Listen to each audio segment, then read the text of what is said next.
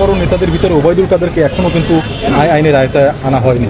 এটা এমনকি তারা একটা কথা বলি, যারা পালিয়েছে তাদেরকে আনা হবে যদি একটু আমাদেরকে সরকারকে এই যে ডক্টর ইউনূসকে একটু তার মতো সময় দেওয়া হোক। কি করছে দেখুন, এখানে কি সব মিথ্যা দেখুন। কিন্তু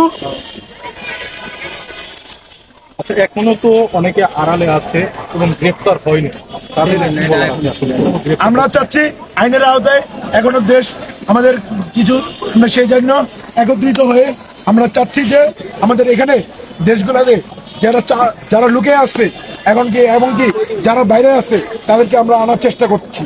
আচ্ছা, বড় বড় নেতাদের ভিতরে ওবায়দুল কাদেরকে এখনো কিন্তু আইনের আয়তায় আনা হয়নি। এটা এমনকি তারা একটা কথা বলি, যারা পালিয়েছে তাদেরকে আনা হবে যদি একটু আমাদেরকে সরকারকে এই যে ডক্টর ইউনূসকে একটু তার মতো সময় দেওয়া হোক।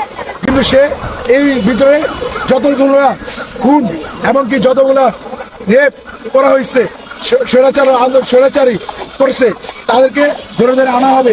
এমনকি আপনারা জানেন, ইতিমধ্যে জেনেছেন যে আমাদের আইনজীবী কিন্তু পাল্টে গেছে, আইনজীবী আগের মতো নাই। আইনজীবী সে তার নিজের মতো করে আইনটা গুছাই নিয়েছে।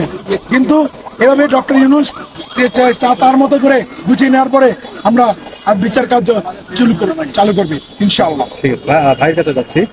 যেটা বলছিলাম যে বিজয়ের 1 মাস হয়ে গেল, কিন্তু এখনো যারা বাঘা বাঘা রাজনীতিবিদ তারা এখনো অন্তরালায় আছে।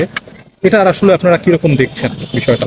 শুনেন, এখানে অনেককে গ্রেপ্তার করা হচ্ছে। আপনারা জানেন যে পুলিশ থেকে শুরু করে গতকাল এর আগের দিন পুলিশের 2 সাবেক আইজিকে গ্রেপ্তার করা হয়েছে, প্লাস অনেকজনকে গ্রেপ্তার করা হচ্ছে। এখনো যারা অন্তরালে লুকে আছে এদেরকে অবশ্যই গ্রেপ্তার করা হবে। আপনারা জানেন যে এই সরকার পতনের পর আপনার প্রায় সেনা নিবাসে অনেক লোককে আশ্রয় দেওয়া হয়েছিল, অনেকে আবার দেশ থেকে পার হয়ে গেছে। তবে যারা দেশের ভিতরে আছে তাদেরকে আপনার গ্রেপ্তার করা হবে, ধীরে ধীরে গ্রেপ্তার করা হবে আপনারা।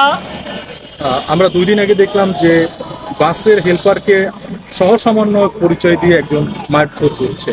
এটার কতটা যৌক্তিক আছে? সে ছাত্রলীগের একজন কর্মী। আমরা জানতে পারছি একজন সাধারণ শিক্ষার্থী কখনো এই ধরনের কাজ করতে পারে না, আর যদি করে সেটা আমরা কখনো মেনে নেব না।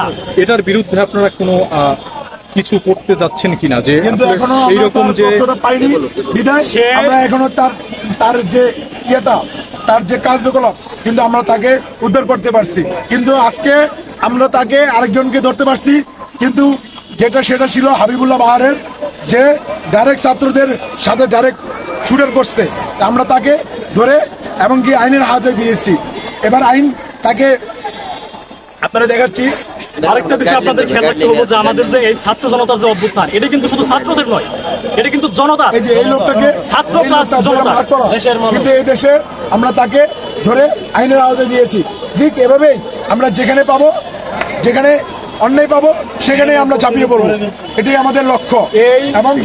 এমন দেশের জন্য আমরা করে জীবন দরকার হলে জীবন দিয়ে যাব, তা মুগ্ধ ভাইদের মতো। এই বিপ্লবে আপনারা এখানে ছাত্র শুধু মানে কমিউনিস্ট যারা ব্যানগার্ড, মানে ছাত্র ছিল বর্ষার ফলা, আর এখানে জনতা ছিল যে বর্ষার পিছনে যে লাঠিটা থাকে। যখন প্রকৃত বর্ষা একটা মানে অকার্যকর অস্ত্র, আর লাঠিটা একটা অকার্যকর অস্ত্র, যখন দুটো একত্র হয়েছে সেটা একটা কার্যকর অস্ত্রে পরিণত হয়েছে।